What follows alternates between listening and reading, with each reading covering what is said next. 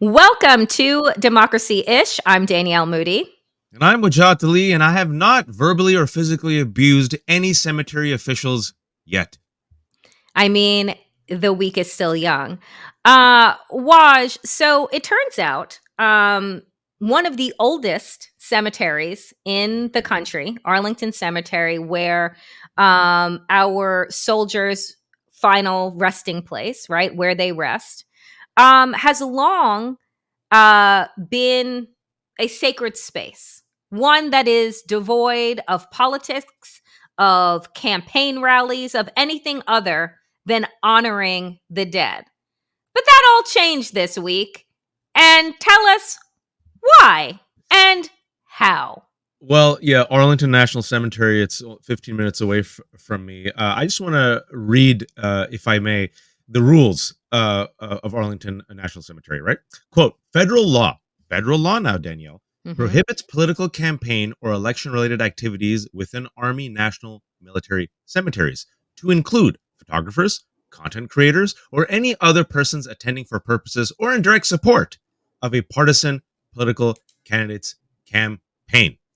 End quote. Now, I mention that because one would assume, Section 60 of Arlington, where our veterans, our heroes, the people who fought against Nazis, Mm-hmm. that is, like you said, a sacred space. Maybe, just maybe, we won't go there and, have a gaudy thumbs up and, campaign with our sycophants and cult members. It's you don't even need to read that federal law. You just have to be decent. I was going to say, you just have to have morals and a modicum of shame and decency and respect for the dead. Couth, and then there's Donald Trump.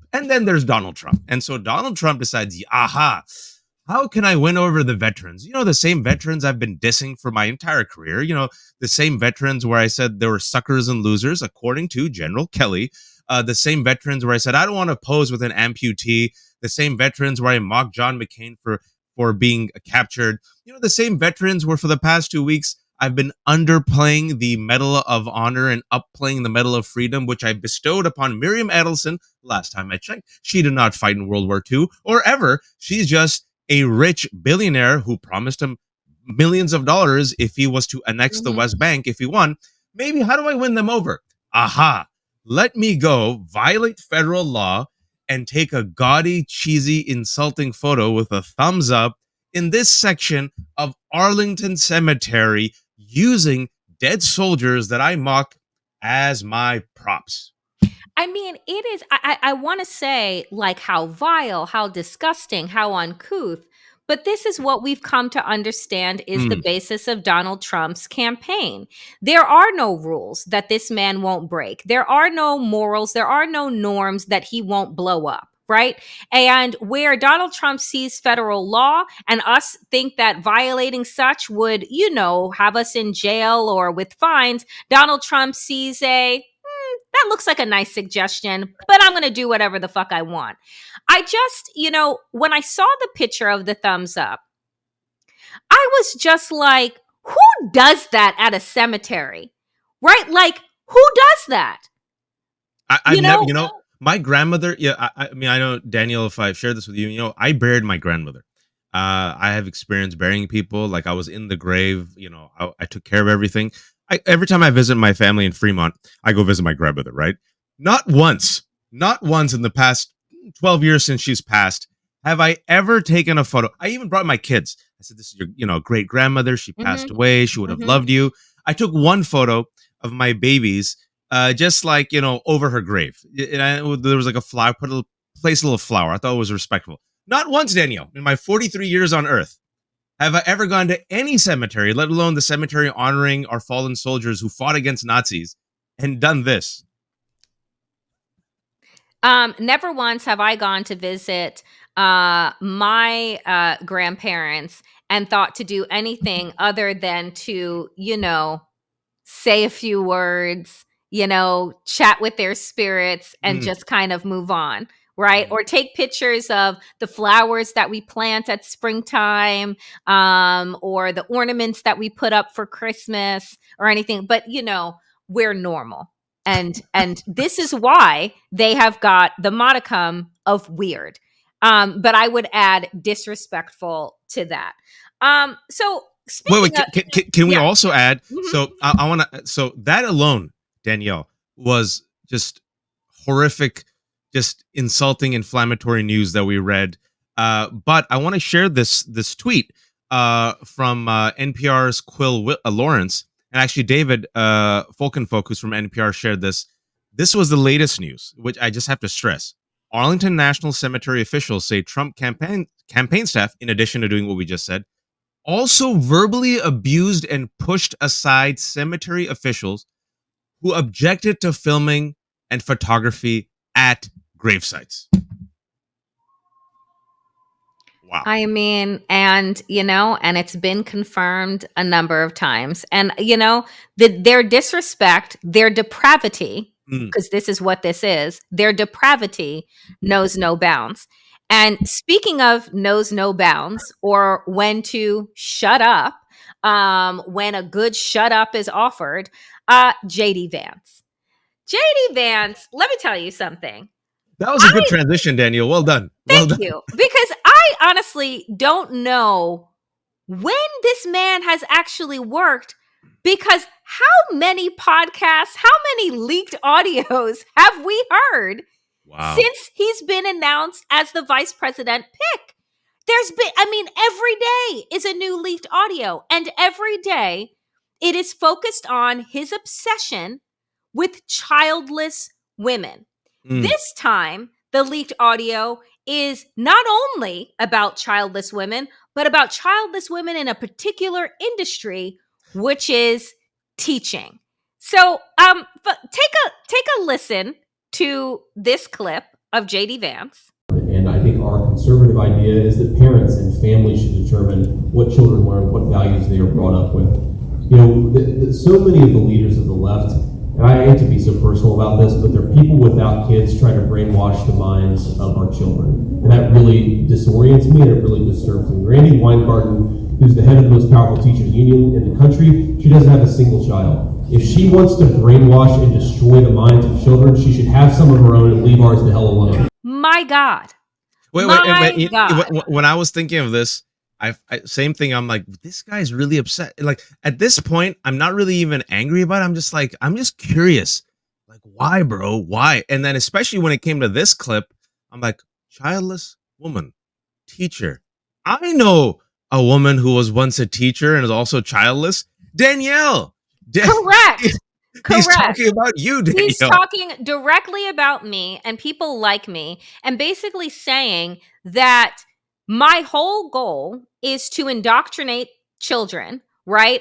Which Naturally, I'm yes. confused, because I'm not the one that was banning books. I'm not the one putting up the 10 commandments in all the classrooms like they've done in Louisiana. They can't fucking read or add, but they have the 10 commandments on their wall. And so it's so crazy, because even when he was on Meet the Press on Sunday of this week, Kirsten Welker tried to give JD Vance an out. She said a number of times, there are people, women in particular, who are upset with what you're referring to as sarcasm around your childless cat lady comments. Is there anything you would like to say? Waj, what does JD Vance then say? He doubles down, like, nope. This is who I am. This is what I believe. And I'm like, this man, I remember I did a tweet. I just looked at it and I'm like, this man is terrible at the politics. Like, even if you don't believe it, you just read the room. You read the room. I hate to say this, folks. And if you're a politician, you might lie. Just fib. I'm not God. I don't know what's in your heart. Say something like, I was just joking, but I really respect women and women's choice. Correct. Say something. Just say something. Lie. Yeah, just lie. Just lie. Do a white lie. Because you lie about everything else. So here's an opportunity for you to say, I was joking. I didn't actually mean this. But what I realized, Waj, about this is one of the symptoms of Trumpism. Yeah. You never ever apologize. You never ever take a step back and have a moment of reflection. And I don't know about you, but I sure as hell do not want somebody inside of the Oval Office, inside of the White House, that has no ability for self reflection, no ability to say, you know what? I misspoke. I made a mistake. That is the sign of character. That's the sign of leadership. And neither JD Vance nor Donald Trump exhibit that at all. Well, there's 2 points. I'm glad you mentioned that because that was the strategy of Roger Stone and Roy Cohn, right? Attack, attack, attack. Never apologize, never deflect. Steve Bannon, who's in jail right now, but when he was the chief strategist for Trump in the White House, that was also his strategy, right? I want to remind folks, remember when the Access Hollywood tape was released? Now we're going to go back 9 years. One would assume, Danielle, that this would end the career of anybody else. Mm-hmm. And Donald Trump, for a brief moment, if you remember, right, Republicans were like, it's over. He's not going to recover. And even he had some trepidation and he was flirting with the idea of apologizing. What did Steve Bannon say? Never apologize. So instead, what do? They brought up Bill Clinton. All the women who allegedly he abused, right? And they attacked. And one would assume if he just said, oh, I'm sorry, that was crass, that was wrong. Instead, what do they say? Locker room talk. And it brings me to my second point is that this is who they are. This is what they are. They are men bereft of character. This is what MAGA is. They truly believe this about women because if you follow the really kind of perverse psychology and conspiracy and ideology of these tech bros, Peter Thiel and Ackman and Musk, these people want a type of technocratic utopia in which they will be the leaders. Everyone else will be the followers. They want to thin out the herd because they're have completely given up on the human race. They want to go explore other places because they don't want to use their wealth to actually save Earth and humanity, right? They are against democracy. And they're also white nationalists and white supremacists who are terrified that white couples aren't having enough babies to compete with brown and black babies. It is an obsession. So this is who they are. And with Trump, multiple opportunities. Hey, just apologize.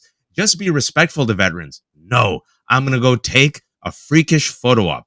I want people to know this. This is who they are. Like you mentioned, they think apologizing, showing some regret, rumination, respect, humble apology is a sign of weakness. Yeah. And I just, I continue to just be, I guess I shouldn't be shocked, but I do continue to be shocked when you're thrown a rope, right? Because you're in the ocean and you're clearly sinking and somebody says, here's a life raft. And you're just like, nah, I'm good. And instead stick your finger in the hole, rip it open and just take all the fucking air out. Like that's what JD Vance is doing every single week. I'm against woke life rafts. That's for the weak. Yeah. They're like, I'm a man.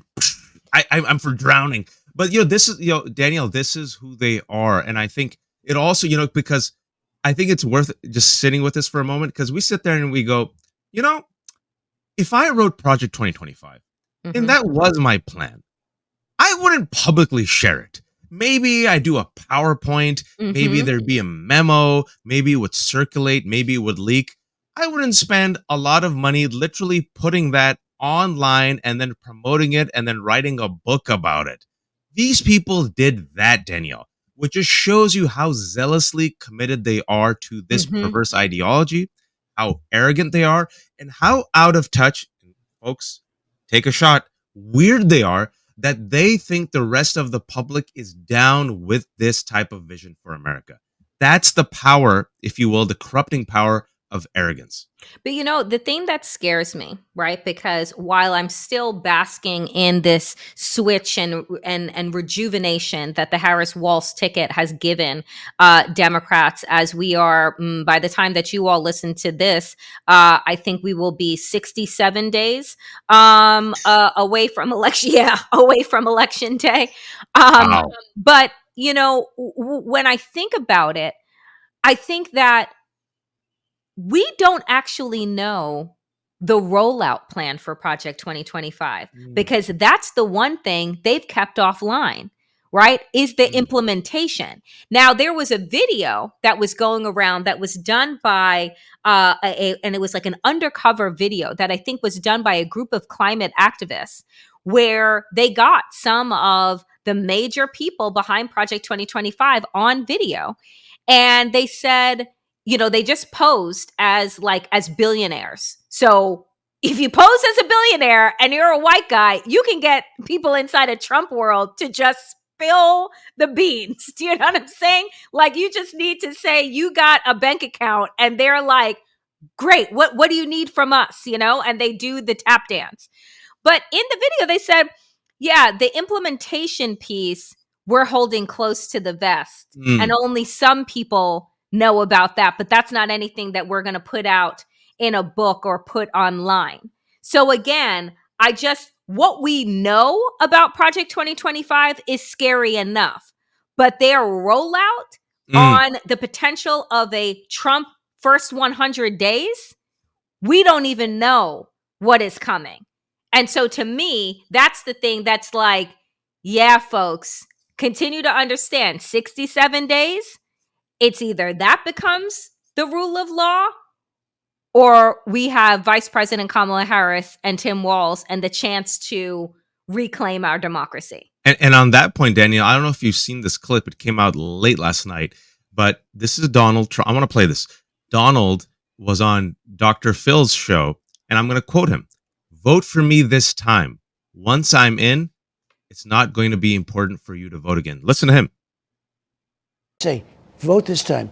Get us in. Once we're in, we're going to fix the country, and it's not going to be important for you to come, and we're not going to need you voted. But we need the votes now. I mean, like, Danielle, he's telling you. He's telling you. And I say this because, there's something that you and I talk about a lot. And we've been talking about ever since we started Democracy-ish, while you started Democracy-ish. And now it's picked up steam. And I've noticed, Danielle, that each time you or me or others say it now, a lot of folks who are, otherwise they were skeptical, but I get a lot of love. You posted a great essay while I was traveling on my Left Hook Substack, and it got massive love about how the corporate media is broken. I wrote a piece called "The Corporate Media is Broken." It's one of my top 5 most read pieces. I was on Mehdi Hassan's show with James Fallows, the old guard James Fallows of The Atlantic. Me and him on the same page. Incredible. Talking, James, and we were like, James, he goes, I have to use my voice. Talking about the New York Times, he goes like, what's happening here? I mention all this, Danielle, because in the past 15 minutes, we've given so many examples of this egregious, I would say, double standard, where we've talked about Trump mocking and ridiculing the veterans, JD Vance mocking women, Trump openly talking about what do you mean, bro? What do you mean we have to vote again? Right? That's like the third time you've said it. We talked about Project 2025. And yet we still see a fixation of corporate media on Harris and Walz. Yep. You haven't given us an interview. Well, this week she said, okay, I'll give you all an interview. It'll be me and my partner, Tim Walz, for CNN. Why are you doing it together? You are weak. And then someone said, hey, wait a second. Wasn't there a Trump-Vance joint interview? No one said anything. What's happening, Danielle? What's happening? I mean, it's the same thing that has been happening. And this is what I will say. Whether it is Biden, whether it is Hillary Clinton, we have been lied to about liberal media, right? The liberal media. That is a lie. The people that are sitting in the corporate C-suites of these mainstream cable news outlets are Trumpers. Yeah. They are white, cis, hetero, wealthy, right? Republican, largely men who see not value in the fourth estate as a body that informs and educates the citizenry. They see them as the opportunity to advance clickbait to feed their CEOs and their shareholders, right? The more ads, the more clickbait, the more ads, the more ads, the more money. It doesn't matter. So at the end of the day, what we have seen over the last 8 years is that Donald Trump is the clickbait. He is the whale, right? In Vegas, when they're talking about the high rollers and this, that, and the other thing, he's the whale. He is corporate mainstream media's whale. And so any way that they can advance through their various bullshit headlines, right, his agenda, right, and slap down Democrats, they will do. So it doesn't matter that, oh, Donald Trump gives press conferences. No, he doesn't. He gives 90-minute stand-up rambling, disoriented, sundowning crap where he offers zero policies, there are zero questions, and zero follow-up that happens at them. It is just cameras pointed at Donald Trump for Donald Trump to give another one of his sundown performances. That's what that is.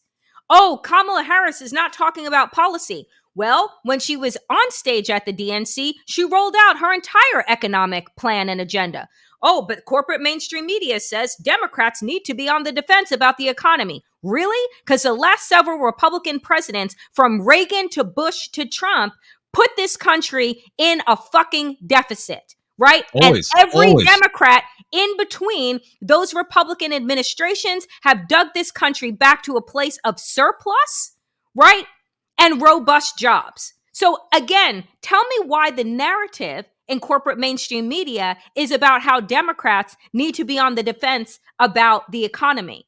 Oh, it's because those people that benefit from the from the Trump tax cuts are sitting in those corporate C-suites that are dictating what the rest of us see and know.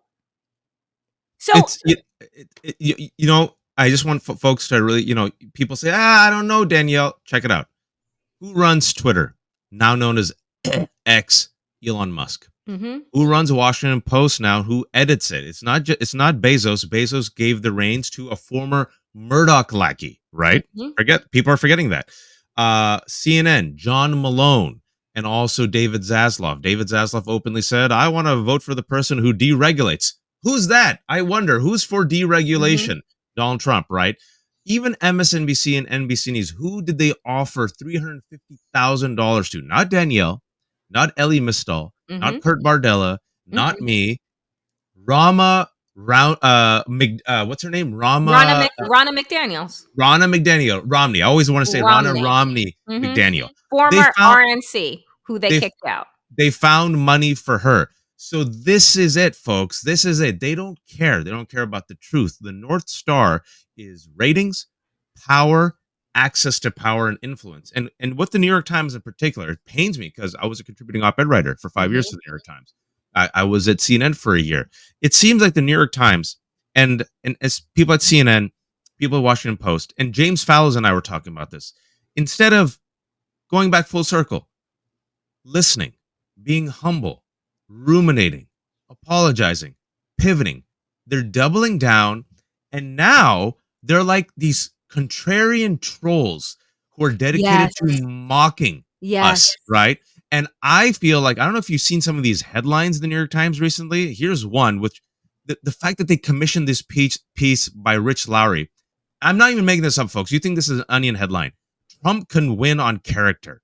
You sit there and you go, now you're just openly trolling us. It's and I'll share something with you. I won't give the name of this magazine, a very well-known magazine. I know that they hired a writer purely to troll liberals. That's what they did.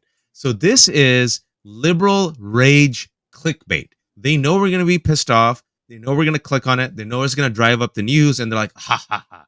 Excellent. That's what I feel that these people have become, Danielle, instead of elevating themselves and meeting the moment. Am I being too harsh? No, I think that you are actually being too light by not naming who the outlet is, but you still want to be employed. And that's the thing. This is the thing that folks also have to understand that are watching this. And thank you for supporting independent media, right? Because this is why platforms like Waj's Substack, Left Hook, and go and subscribe to that. While platforms like this, my channel on YouTube is important because we are not run by corporatized interest, right? We're able to do this work because of your interest, the viewer. But the fact is that in order for us to, eat, right?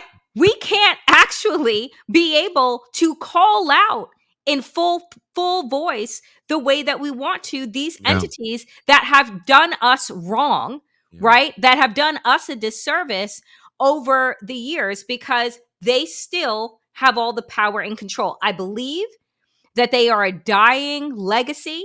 The New York Times, the Washington Post, these places, MSNBC, CNN.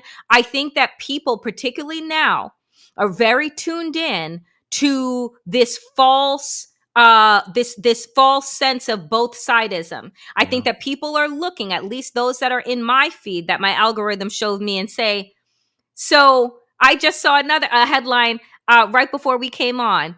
Donald Trump's new indictment poses problem for Harris campaign. How does this criminal's new superseding indictment pose a problem for the non-criminals in the race?